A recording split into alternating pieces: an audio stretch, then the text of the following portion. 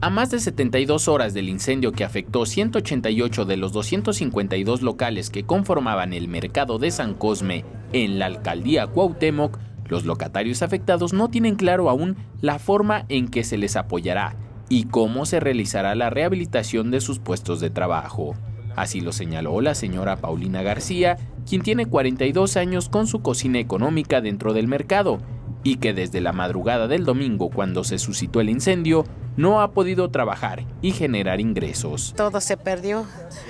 Sábado y domingo vendo pancita, pozole, caldo de gallina, todo eso vendo.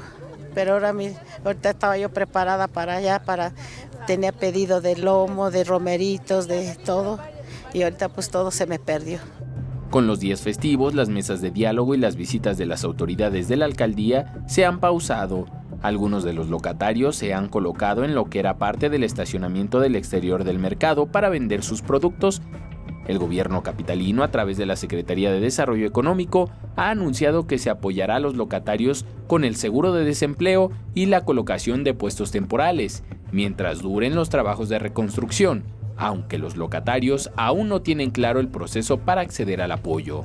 Pues ahorita no tenemos nada de información, nada más nos dice que nos van a dar una ayuda, pero pues no sé si vaya a proceder o no.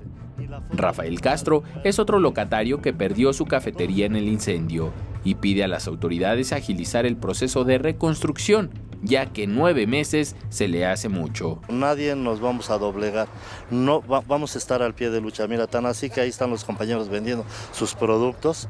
Los locatarios piden a las autoridades no olvidarse del mercado San Cosme y que puedan agilizar la reconstrucción, ya que la gran mayoría de locatarios solo viven de sus ventas en este emblemático mercado de la capital.